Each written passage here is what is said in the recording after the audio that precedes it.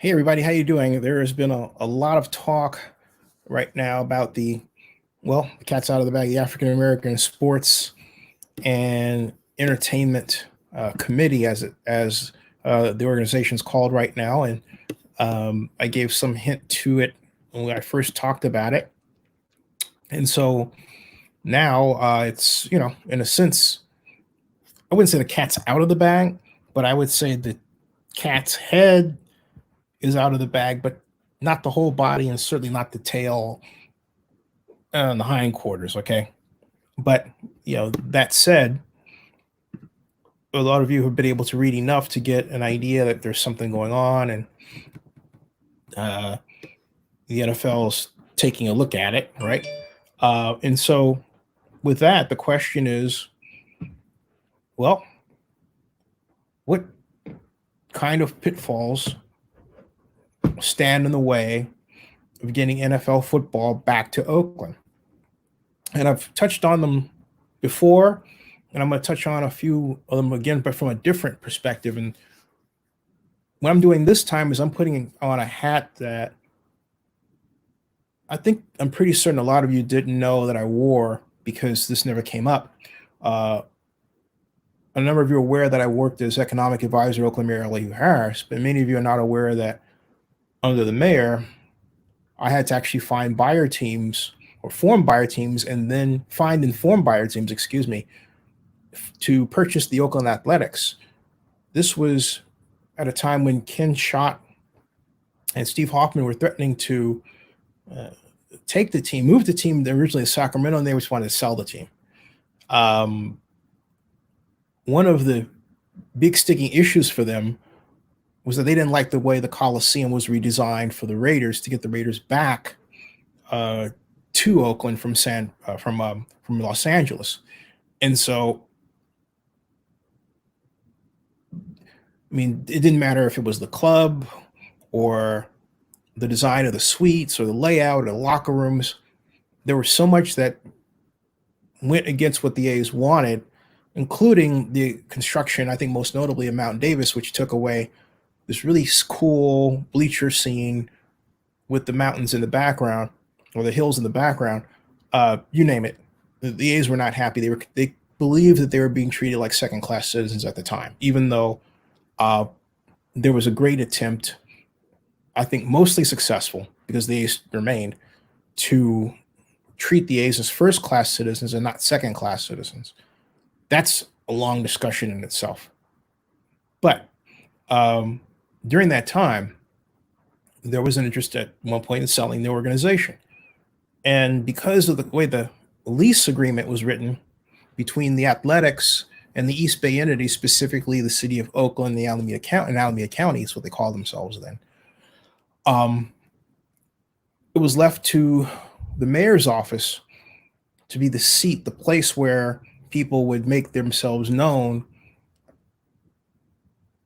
as person or persons who wanted to buy the Athletics. And within the mayor's office, there was one person charged as the intake for those people so that they could fill out a 60-page Major League Baseball application. That was me. So to make a long story short, the main person we attracted was John Cariotis, who was then the limited partner of the Sacramento Kings and real estate developer and investor. And the attempt in the office was made by me to form what would have been a mostly black, not all black, but mostly black minority, mostly black ownership team, which John Cariotis was very much instrumental in wanting to do, forming Cariotis and Frank Robinson and Magic Johnson. However, I cold called Michael Ovitz, who was then one of the founders and president of CAA, Creative Artists Agency, which you may know now as CAA Sports, among other CAA divisions. And I asked Mr. Ovitz for his assistance in the way of buying the team. And he actually got me Magic Johnson. So I never directly talked to Magic at all. Instead, Lon, Mr. Ovitz put me in touch with Lon Rosen, who represented Magic Johnson. I gave the whole kit and caboodle of contact information to John Cariotis. And to be candid, and I can say this since it's so many years later, that was 1996, going 1997, 98. I don't exactly know how he approached both parties. All I know is that I would call and not get an answer back. And my sense, just in the recall of the exchanges that I had, is that Cariotis probably overplayed his hand in terms of their role and may have accidentally turned them off. Whatever the case, it didn't happen. Another person emerged who was also considered as a strong bidder to buy the A's, and that was Bob Puccinelli, the grocery store owner at the time, retail store owner. Neither one panned out. And so, but that was my job. And so in that, you have to do a lot of vetting. What Major League Baseball looks for is very much what the NFL looks for, but even deeper. And the NFL wants to see, first of all, that you have, they want to know that you have the credibility, the certainty, and capacity to buy an NFL franchise. So at this stage, for the ownership group that we're talking about and the people involved, candidly, it's not a question of the stadium. It's not a matter of, okay, what kind of stadium is going to be built or anything like that. It's a question of, do they actually meet the requirements? Do they have 600 million free and clear? How much money are they making? What is their legal status? What kind of lawsuits are they involved in? Are their companies real? All of these considerations will be. What kind of lawsuits are they involved in? All these considerations and more will come to play. So it's not even a matter of how they want to finance the stadium or the politicians. And so that's why I really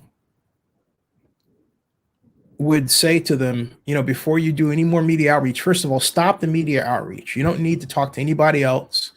And if you're going to talk to anyone else and you're presenting yourself as an Afrocentric group, then your reach out should be primarily to Black media.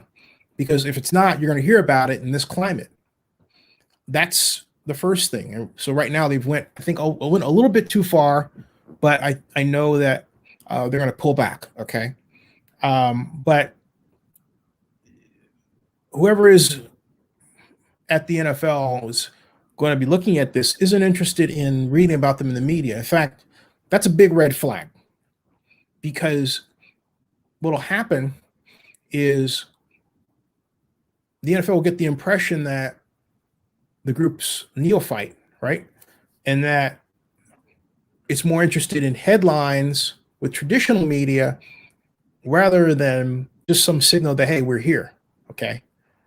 So this is a time to just reel it back, focus on the substance, because what they don't want to have happen is they don't want to be another Reggie Fowler. Okay. And you would say, who's Reggie Fowler? And Reggie Fowler is a person who right now, currently, he is a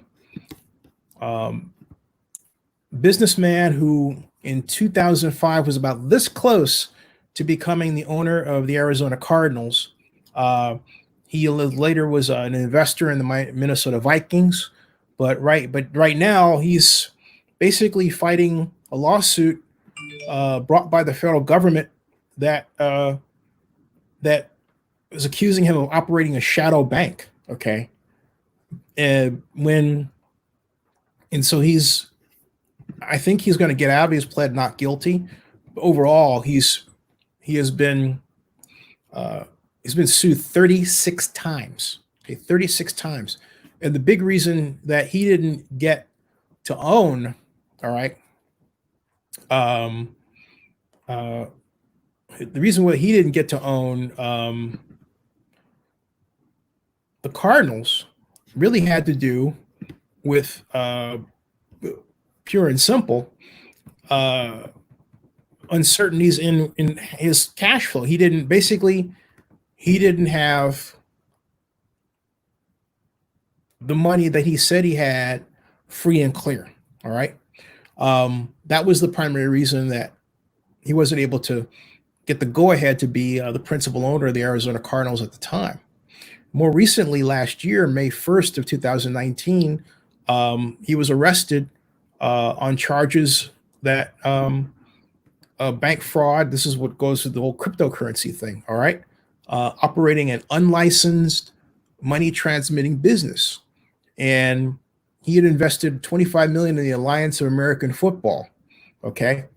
And so my point is what the group has to make sure of is that it has all of its personal financial ducks in a row, that it comes in without anything of a major nature. Look, people are going to have things on their records, right?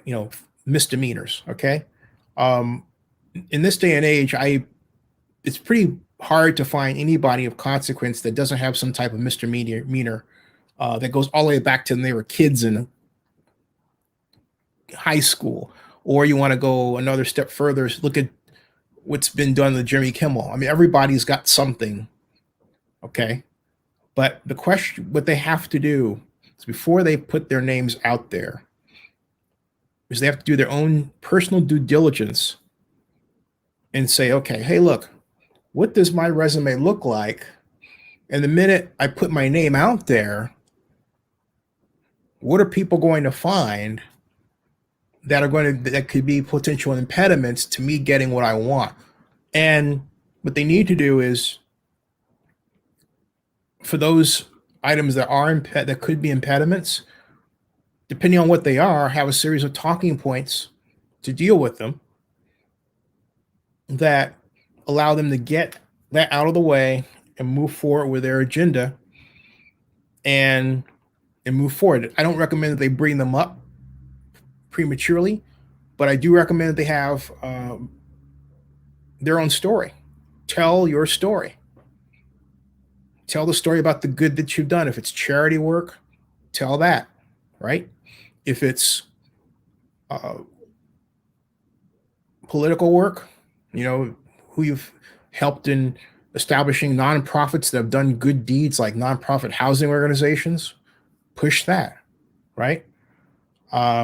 If you are a movie producer and you've even been maybe a second tier executive producer on a major motion picture, put that out there. Okay. Make sure all of these good tidbits about the team are part of a website and a part of the story. The group has to construct a story about who it is. Okay. That's what it has to do. And it has to be a compelling story. It can't be just, I want to be the first Black owner of an NFL football organization. It's got to be more than that, because I'm telling you, I'll just be blunt here. All right. The first mistake that was made already is that, and I'm saying this, taking myself from this position, whereas last year last few days ago, I talked from a closer position, but I am communicating something and I'm saying, hey, look, pull back, because it's too early. And already the one thing that wasn't done that should have been done is to reach out to Black media first. Urban One, for example, to send the message that, hey, this is how we're going to do things. Instead, traditional media was allowed to get its hands on it. And the people who are in traditional media right now don't really completely understand. No, so let me take the don't really completely understand. Let me take that out of my sentence. They don't understand how this process works, and they don't know who to turn to ask. Some of them do, many of them don't. And the ones who do know right now are not active for the most part. They could choose to get back into it just by maybe make a tweet or something, but that's about it. And there's some aspects about the NFL process that have went through a subtle change. But the most notable consideration has to be a scan, a personal scan of each person's name through social media to find out, good and bad, what comes up before anything else is done. And the NFL allows up to 24 people to be involved in the ownership group. That's a lot of people. And that's the good news. Because if you have that number of people, you have somebody that is a key asset in one area, right? But maybe has a weakness in another. You can have another person in that group that whose attributes are so strong, be it financial or character, that it overwhelms a weakness in the other area. And that's how you have to think about it. It's putting together a puzzle. It's like, hey, Juan Ramirez, it's putting together what I call the Black Star Wars. And or it's like we're the Italian Star Wars. And you say, what am I thinking about? I'm thinking about how Joe Montana described the number of people, Italian actors, who wanted to be involved in the Godfather 3, okay, at the time. And that's how he described it, because it was, oh my gosh, I'll play this role or that role, everything else, right? Okay. This has the potential to be that, and that's a good thing. Because today, you have a great number of well-heeled African-American business people who can make incredible contributions. Let me get these comments. Juan Ramirez says, evening family, how you doing? Radar SP, how you doing? Nice to have you back here. So spread the word, folks. We're open. We're talking about this for a bit. But I'm really here more just to say, hey, everybody, here's what you have to think about. It's the person first before anything. And also, there should be a formal corporation that's formed, a seat, a company that has necessary insurance and necessary corporate structure to move forward. It shouldn't be a loose group. It should be something that is corporate form. The reason is so that the company can build a firewall. And I personally recommend a C Corp myself, because then you can have a separate corporate entity which has its own language and its own message and its own legal firewall, right? But if it's anything that smacks of a loose collection of people, then what happens is that the people get attacked. So what you want right now is an organization that's separate from the people that comprise it. And the only best way to achieve that, I think, is a C Corp. It also allows for the attraction of investors. You can have stock that you can offer to the investors, much as you would do a startup, like my company, for example. All right. So let me get some questions in here. And so basically says, you're right, we need action plans and plans in motion. Well, I think, but keep it quiet, okay? It's like my favorite movie, one of my favorite movies, Wall Street, with Michael Douglas playing Gordon Gekko, where he would say, I want Ziploc mouths on a Blue Star deal, or I'm going to come down there and rip out somebody's blanking throats, okay? And so, all right. So I think that's the kind of approach that's necessary, but but as Gecko would say, look, keep it quiet. Keep it quiet. People don't need to know. The media doesn't need to know, especially who's hitting balls and strikes right now. If you put something out there, then, hey, look, nothing happens for a while. Great. The one thing you don't want to have happen is all the speculation that will come with each set of new articles written.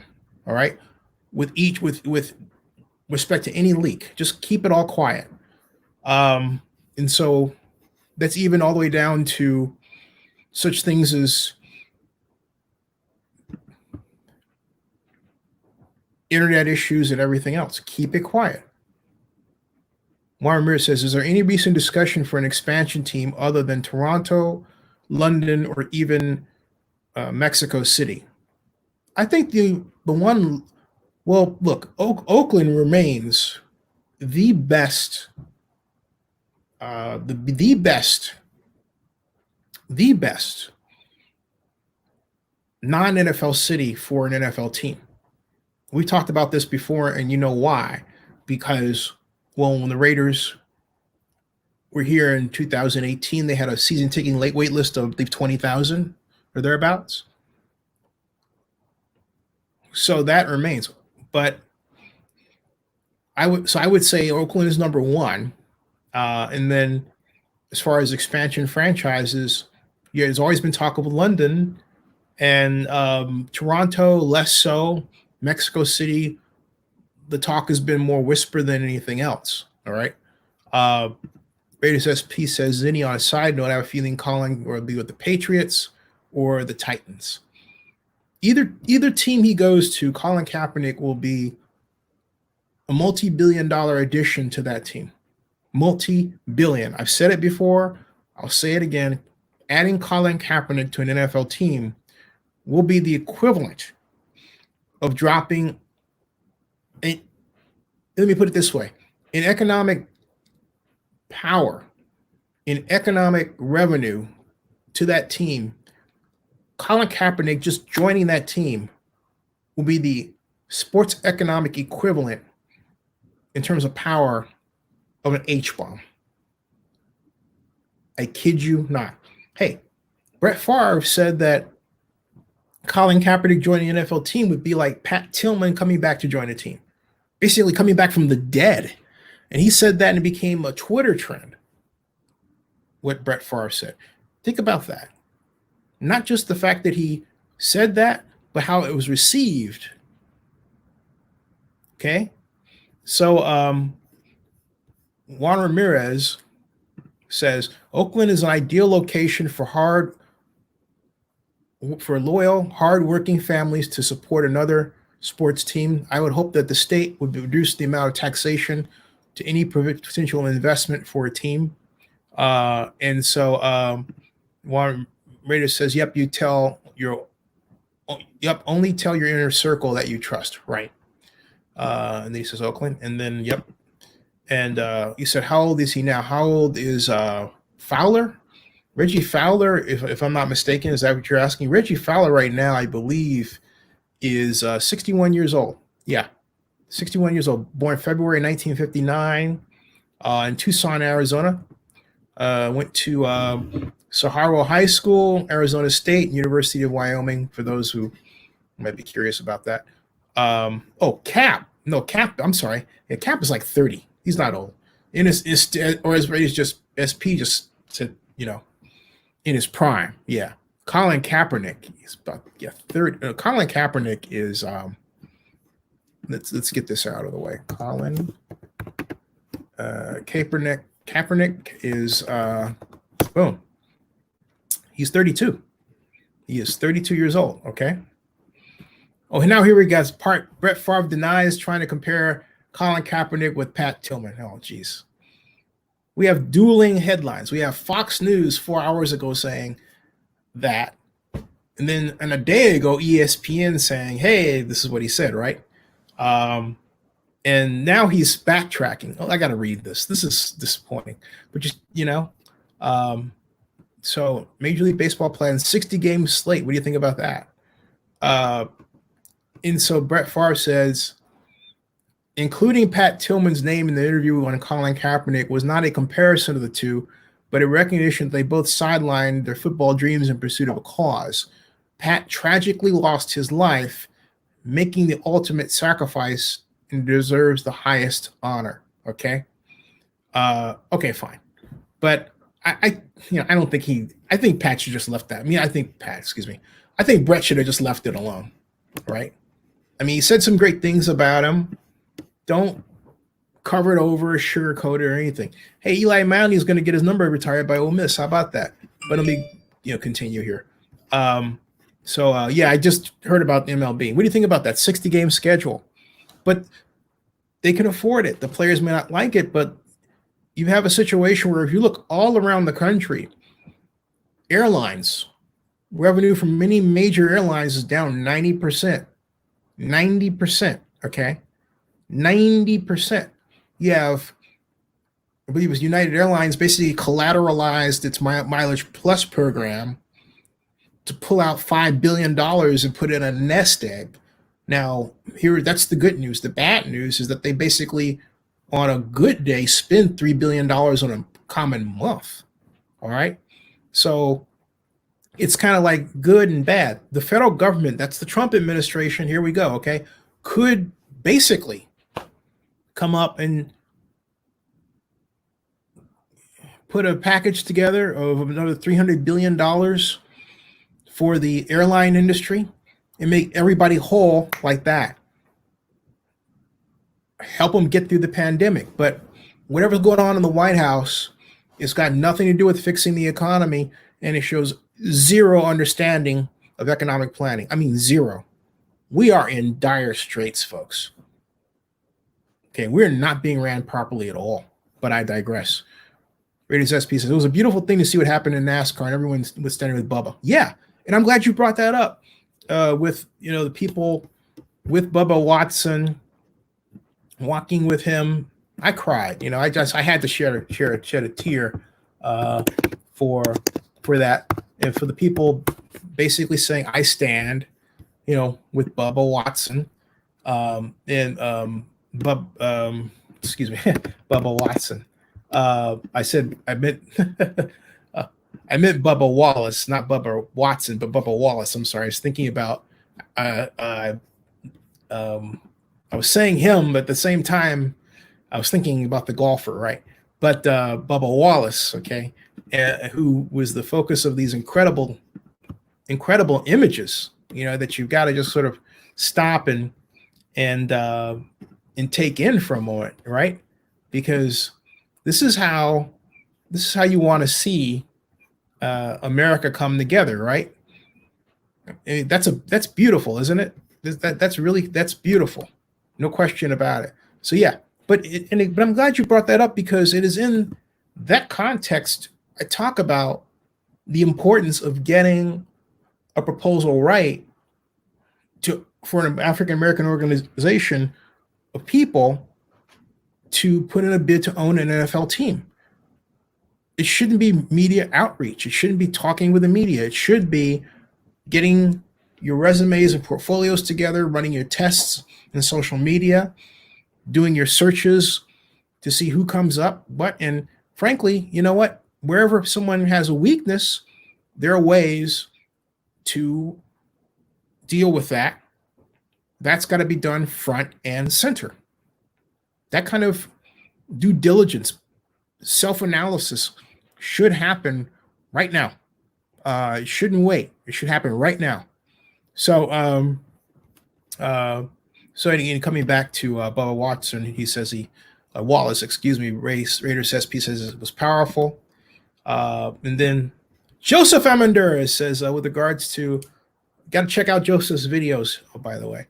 With regards to MLB schedule, they wasted time because now they're backtracked to the original agreement Baseball Players Union brought forth on the 26th of March. And then he adds, They still have to work out what safety protocols implement they implement moving forward. As you know, spring training facilities were closed down in Arizona and Florida. That's correct. Raiders SP says the president is too focused on reopening the economy, thinking that will fix everything. No, and it won't. And that proves that they don't understand this situation. Okay. I'm all for reopening, but safely. I agree. Now, back to this. Now, for those, this is getting back to my discussion regarding Reggie, because you might say, okay, who is Reggie Fowler? Okay. And this is Mr. Fowler right here. I'm going to present to you. And I remember being really excited over the possibility that Reggie was going to come in and really make it happen right here. And unfortunately, okay, that didn't happen. But what did happen and this is where you really have to be careful. And I'm going to say this, all right, make sure you've got your talking points down, because when he came up to his press conference, he said something like, I'm 6'1" and I'm tons of fun. And that made the headline. So it's like, oh no, automatically the media is going to put something out that makes him look less than serious. You see what I'm getting at? And that's what you don't want to have happen. You got to have your talking points. You can't get cute out there. You can't act like this is your first time. You have to just simply stick with the basics about who you are and what you plan to do. But have an overall plan, right? Already put together. You can make changes here and there. I believe I've said that before. Okay. Because at the end of the day, that's what you need. Also, distance yourself from too close a marriage to Oakland politicians right now. Make sure that your game is tight. All right? Don't get too close too quickly. I mean, it's great to have a contact and say, this is what we intend to do. But then they're going to be asking you a lot of questions that you may not have the answer to yet.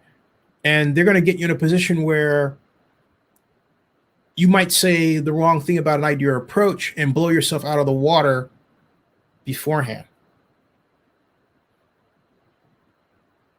Every contact that's made and every statement that's made should be reviewed and recorded, even if it's anecdotally. Like, hey, what did I do here? Write this down, write that down. What was the response? You have to be a sponge with this, because you don't want one of those folks coming back and bad mouthing you. And that's the other thing too. You need an escape hatch to deal with that. When I mean escape, I don't mean escape hatch out of it. I mean escape hatch to get anything bad they may say out of the way fast. There's a way to do that. And I'm not going to say what that way is here. But you have to be in complete or as much control of the process you establish as possible. And early on, the best way to do that is to do a lot behind the scenes and say as close to as little as possible publicly. However, if someone says something that isn't accurate, come out like that, boom, immediately with a statement to bash it down. Don't waste time. Don't waste time. That has to be an aggressive part of the approach. But having said all that, it won't come to that.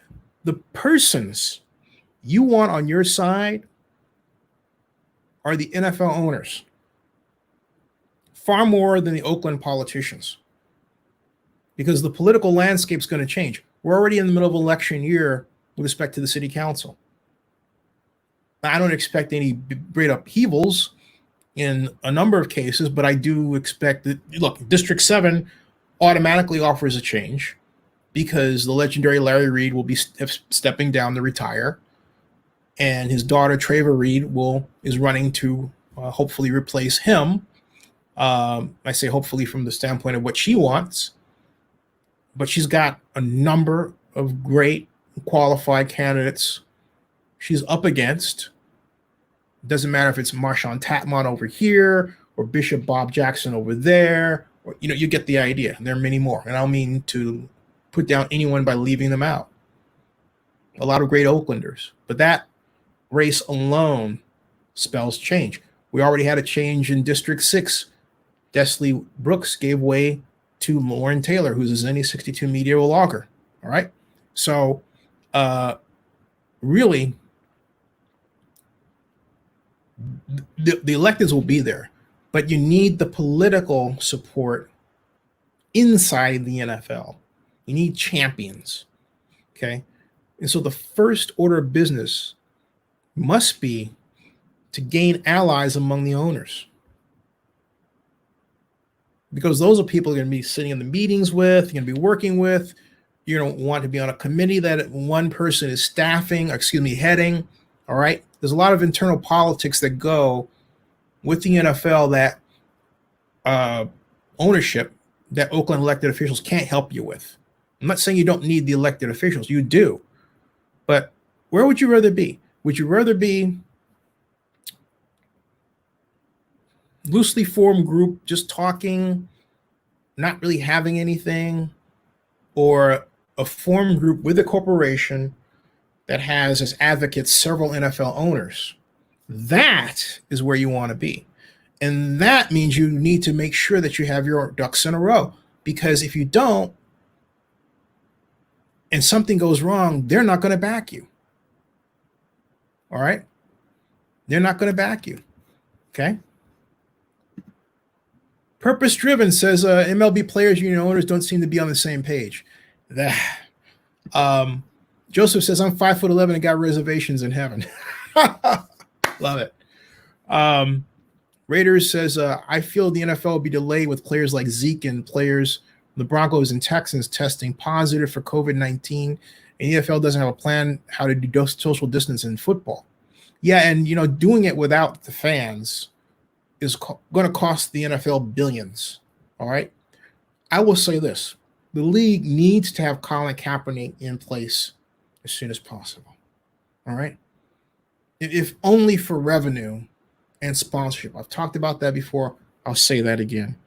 I would love to see Kaepernick with the Raiders going to Las Vegas. I think it would be the perfect addition, a player to team, and completely help with the economics down there. They're going to need it with that stadium and all the sad story that has come out of that, which unfortunately isn't over when you consider the pandemic and the possibility that we're going to have more people sick with COVID-19, and you want to hope that it's not so many that they wind up having to use that stadium down there, as a hospital place. Okay, that could happen. The way things are going, that's not outside the realm of possibility. Okay, so not at all. And Purpose Driven says, "Yep, Cap in Oakland sounds legendary." Oh, absolutely. Absolutely. Okay. And also, I want to say this. Look, I'm rooting for Las Vegas. Las Vegas is a gigantic part of Americana. Always been one of my favorite places to visit. I've covered CES 10 times. I didn't like the politics. You know that story, all that stuff. I don't like someone telling me I don't know what I'm talking about when I know more than you do. Okay. And I can sit down and pin together a stadium financing plan in my sleep. Or maybe I should just say lay down, all right? So you can tell my response, I didn't like that whole thing, okay? But, boy, Viva Las Vegas. Radio says, car better step up. I think, let's just see what happens, okay? Let me put it this way. I'm not saying this. I want to emphasize this. I want to take this graphic out of the way. Mr. Carr, I'm not saying anything against you. I think you're one of the great Raiders in our history. You have been ill-served by your coaching staffs. You have not played in an offense that has taken advantage of your skills. And I think you do that. And you have not been blessed with, on the other side of the ball, a championship design of defense. Note that I said design. Okay. Moves aside. So, but look, Colin Kaepernick would just be a beautiful addition. I'm not saying add him to start, but I do believe that if he gets on the Raiders organization, he is going to push Carr to greatness or start. Also, the amount of money that Colin Kaepernick will bring to the Raiders would put him in that place where the fans would want him to start. Okay. Then, of course, he would have to deliver, right? And if he doesn't, then, hey, look, there's a battle and there's more drama, and you can make it sort of WWE style. Like, here comes Derek, and, Derek's got fan voting by X amount, and he's the starter. I don't recommend a quarterback rotation. I'm just simply saying have fun with it, make it a positive to build internet traffic and web traffic and, make some coin off of it. That's all I'm saying. At any rate. So Joseph says, I believe if Colin Kaepernick went to the Raiders, Las Vegas becomes a hub for the next civil rights movement. Agreed. Great call. And 100% agrees then. And then he says they should have kept Bill Musgrave. They should have. Yeah, they really should have. Bill Musgrave's at Cal. Mohammed, how you doing? How are you? He says, what do you do with Mariota? Keep him. Hey, look, you've got two mobile quarterbacks, two legendary mobile quarterbacks, right? I mean, you talk about offense selling tickets. You talk about possibilities of little slash games to play just to have fun. And yeah, I did say earlier, and I say this again, that I believe in stability. Offensive stability, right? But you can't hold on to a plan so tightly that you don't see the possibility of adding a Colin Kaepernick because of how he will benefit your team economically. After all, at the end of the day, it is about bucks. Okay? All right?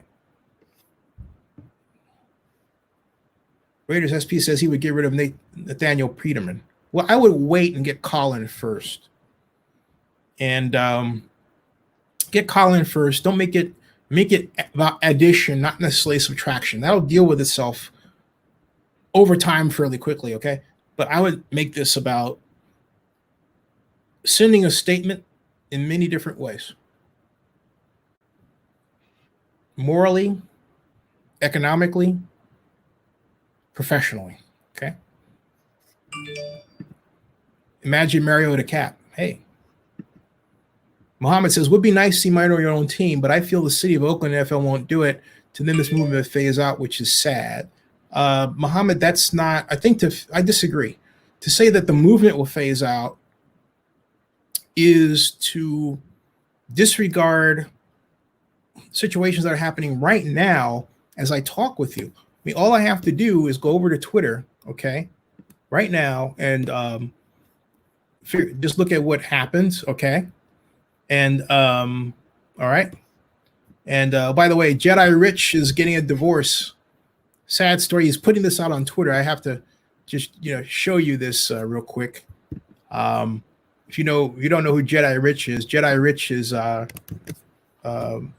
local Las Vegas guy that has been blogging. I think some good stuff, interesting stuff, sometimes controversial stuff about the Raiders, but unfortunately, he's putting out there that he's getting a divorce. He's in the middle of a divorce, and he put that out there someplace here. Sad stuff. I think it was wanting advice for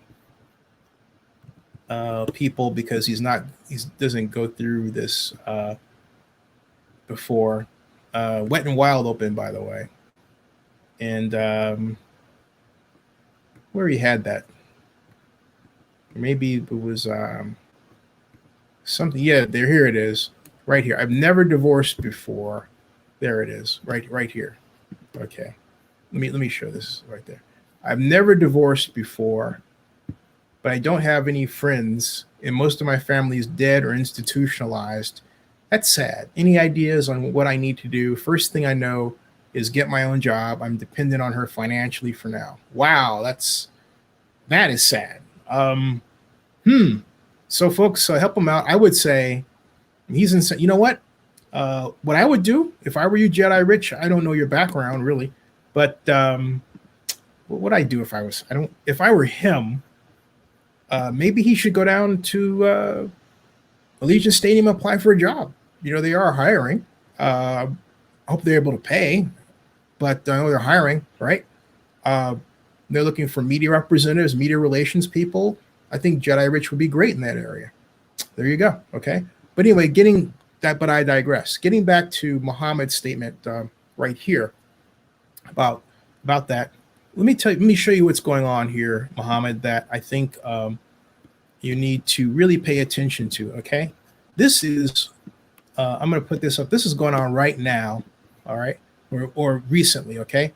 This was police clash with DC protesters after attempt to tear down Andrew Jackson's statue. All right. And look at this mob, this people. Okay. Look at this. All right. They're trying to take that down. All right. Okay. All right. They are, look, okay. They are, let me put it this way. Okay. Again, I'll say this.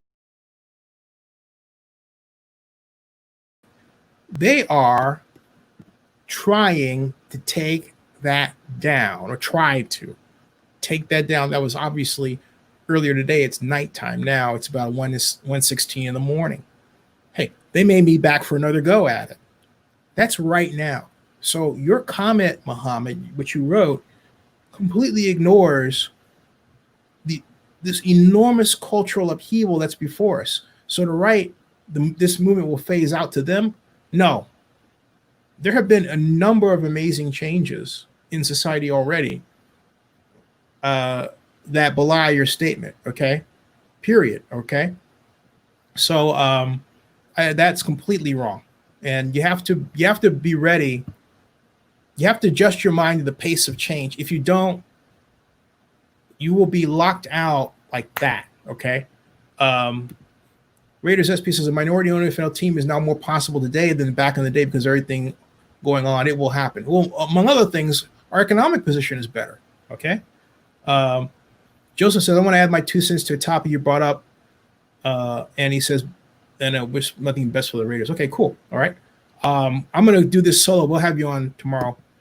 Muhammad says, it was just a year ago when the NFL ignored Cap, and I feel they are doing this just for PR. If they really care, Colin would have blacklisted. No, again, the one issue that you're missing is this, and I don't know why, but you're missing what's happening here around the country, right? This is serious business, all right? This is nothing to sneeze at, okay, at all. I mean, look at this stuff. This is nothing to sneeze at. Look at that, all right? You cannot ignore this. To ignore this is to ignore history, all right? Black Lives Matter, held by a white person. You didn't see that before, okay?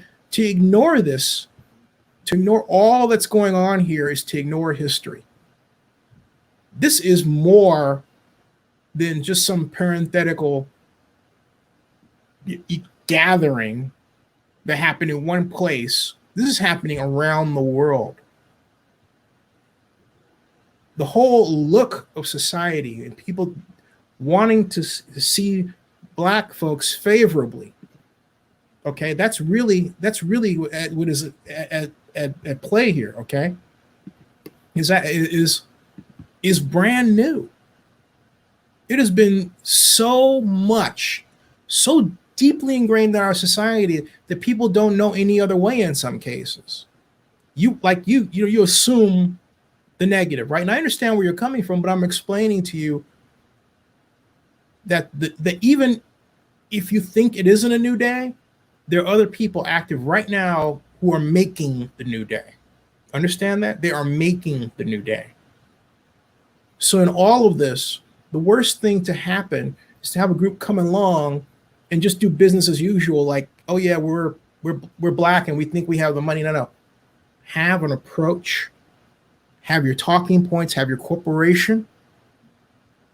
Have yourself self-vetted, right? Both financially and materially, in terms of both financially and materially. Okay. So and as Recipe says, I'm sorry. Muhammad says, I get it. I saw that honestly after reading about American history. I get it's about that damn time. Yeah, damn time. And he says there's a powerful movement happening at downtime. And he says, I really hope so. Zinni understood. Yeah, and I understand. Look, I completely 1,000,000,000%. I said that for a reason. 1,000,000,000% hear what you're saying. I really do. Okay. I mean, I feel you, as they say, right? I really do. Yeah, I really do. I feel you. Because, but this is not like Reconstruction. This is a different kind of Reconstruction. And something else that my mom was saying is that with all these interracial commercials and families mixed up, and you see it on television, why does anybody have an issue with anything? Okay. And that's the whole point of it. We're all mixed up now. Beautifully. Look at President Obama. People forget. First African-American president, yes. But his mom was what? His mom was white. Single mother, having to raise him, a black child, which comes with its own unique set of circumstances that are quintessentially American. Think about it, okay? We as a society have come an amazingly long way. We ought to collectively give ourselves an applause and say USA, USA, USA. That's America, right? That's America. So it's 1:21, folks. I'm going to close out. And God bless everybody. God bless the United States of America. And we'll see. And remember, keep it quiet. All right. See you later.